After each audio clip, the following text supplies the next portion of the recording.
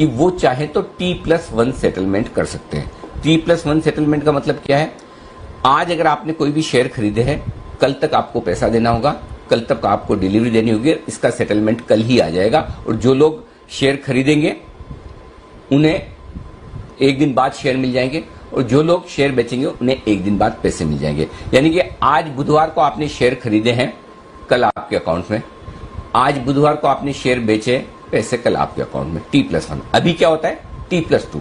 आज जो भी आपने काम किया इसका सेटलमेंट परसों होगा। अभी आपको शुक्रवार तक का इंतजार करना होता था, अब इसको कम करके एक दिन का कर दिया जाएगा।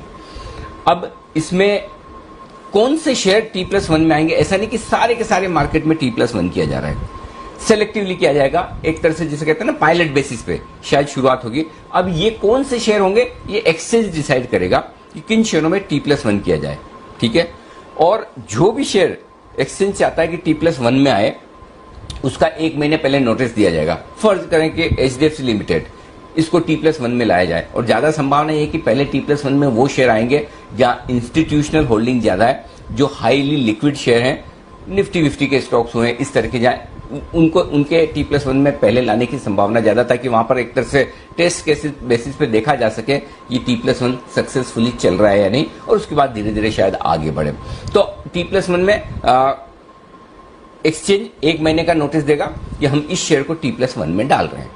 एक बार T+1 में कोई शेयर आ गया तो उसको 6 महीने तक T+1 सेटलमेंट साइकिल में ही रहना पड़ेगा। दूसरा, T+1 और T+2 सेटलमेंट में आप नेट ऑफ नहीं कर सकते, ये ध्यान में रखें। अब इसमें दोनों एक्सचेंज एक साथ किसी स्टॉक को T+1 में लाएंगे या अलग अलग होगा, इस पर क्लैरिटी नहीं है, पहली चीज। दूसरी चीज, जो इसकी जो रिक्वायरमेंट है, जो करने के पीछे मकसद है, वो समझिए। ऐसा सेबी क्यों करना चाहती है?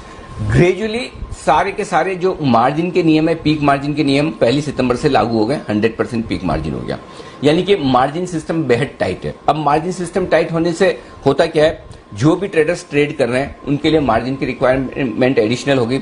शेयर बेचने के बाद भी आपको 2 दिन बाद मार्जिन रिलीज होता है, पैसे 2 दिन बाद आते हैं। ब्रोकर्स के लिए वर्किंग कैपिटल रिक्वायरमेंट बढ़ गई है, फंडिंग रिक्वायरमेंट बढ़ गई।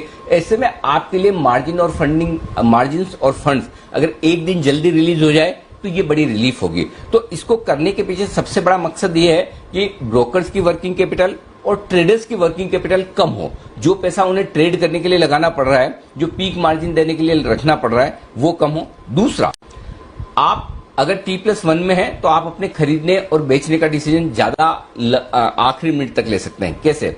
समझिए, मुझे 3 दिन बाद पैसे की जरूरत है, तो मुझे आज ही डिसीजन लेना होगा कि आज मैं बेच दूं, 2 दिन बाद पैसा आएगा तो तीसरे दिन मैं यूज कर पाऊंगा। और यही सेटलमेंट साइकिल और एक दिन से कम हो जाए तो मेरे पास एक दिन एक्स्ट्रा है, मैं अपनी प्राइस जब भी मुझे पैसे चाहिए उसके ज्यादा नजदीक कर सकता हूं। या मुझे अर्जेंटली रिक्वायरमेंट है तो भी मुझे पता है कि आज अगर मैंने सोचा है शेयर बेच दिया तो कल मेरे अकाउंट में पैसा आ जाएगा, नहीं तो फिर मुझे अपने कुछ दूसरे सोर्सेज पे डिपेंडेंट रहना पड़ता है। तो जितना सेटलमेंट साइकिल फास्ट होगा उतना मार्केट के लिए अच्छा है।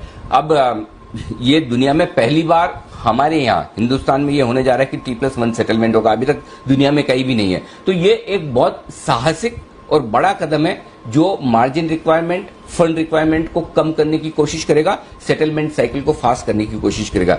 चुनौतियां होंगी, बिल्कुल होगी, 100% होगी। क्या चुनौतियां हैं वो बता दूं। पहला, सबसे पहले तो आपको बैंकिंग सिस्टम बड़ा मजबूत चाहिए और ऑनलाइन चाहिए 24/7 और बड़ी से लेकर छोटी जगह में। तभी अब, क्योंकि धीरे धीरे अब आपको फंड्स ट्रांसफर करने के लिए वो चेक वाला सिस्टम से निकलना ही पड़ेगा। RTGS होगा, बिना लिमिट के RTGS वाली फैसिलिटी लगभग सभी कस्टमर्स को मिले। बैंक्स धीमे धीमे वो एक्सटेंड करें, वो करना जरूरी है, तब जाके इसे लागू किया जा सकेगा। दूसरा, आपके लिए इंटरनेट और ब्रॉडबैंड कनेक्टिविटी बहुत बढ़िया चाहिए, क्योंकि अल्टीमेटली सारी चीजें डिजिटल होने वाली, ऑनलाइन होने वाली है, तो उसकी जरूरत होगी। और वो आज भी हम बड़ा उसमें स्ट्रगल करते हैं। टेलीकॉम ऑपरेटर्स जिस तरह की, या आज हम घर से भी काम करते हैं तो जिस तरह की वाईफाई कनेक्शन आपको चाहिए, जिस स्पीड के चाहिए, वो मिलते नहीं। तीसरी और बड़ी दिक्कत जो हो सकती है ऑपरेशनली, वो ब्रोकर्स को हो सकती है, क्योंकि आपके पास मार्जिन ऑफ एरर नहीं है। आज किया है, कल का कल सेटलमेंट करना है, तो अगर पेमेंट आपका जुगाड़ करने में थोड़ा सा लेट हो गया, क्लाइंट की तरफ से पैसा ट्रांसफर होने में थोड़ा सा लेट हो गया, तो या फिर समझिए कोई आपका की एम्प्लॉई है, किसी न किसी वजह से नहीं पहुंच पाया, कहीं कोई ऐसी ऑपरेशनल दिक्कतें हो गई, कहीं अचानक से कहीं कोई स्ट्राइक हो गई, कहीं कोई बंद हो गया, कहीं कोई नेचुरल कैलामिटी आ गई, ये सारी चीजें होती है प्रैक्टिकल लाइफ में। तब ब्रोकर्स के पास में वो लग्जरी नहीं है टाइम की, आपको करना है मतलब करना ही है। तो धीरे धीरे ये चीजें होंगी। इन चीजों से मुझे लगता है कि आप लोगों को क्या कहना चाहिए कि हैबिचुअल होना पड़ेगा, आदत डालनी पड़ेगी कि अब हमें इस मोड में चलना है। तो इंटरेस्टिंग होगा ये पूरा डेवलपमेंट, लेकिन इसमें कोई डाउट नहीं कि अल्टीमेटली इसके फायदे ज्यादा हैं, नुकसान कम है, बशर्ते कि इसे ढंग से लागू किया जा सके और इंफ्रास्ट्रक्चर बैंकिंग का, ब्रोकर्स का अच्छे तरीके से हो जाए, डिजिटल कनेक्टिविटी बढ़िया हो जाए, तो ये इससे बढ़िया चीज हो नहीं सकती। तो इन 3 कंडीशन के साथ अगर इसको लागू किया जाता है तो मुझे लगता है कि मार्केट के लिए ये बहुत बढ़िया चीज होगी जो आप आगे आते हुए देखेंगे। जी जी।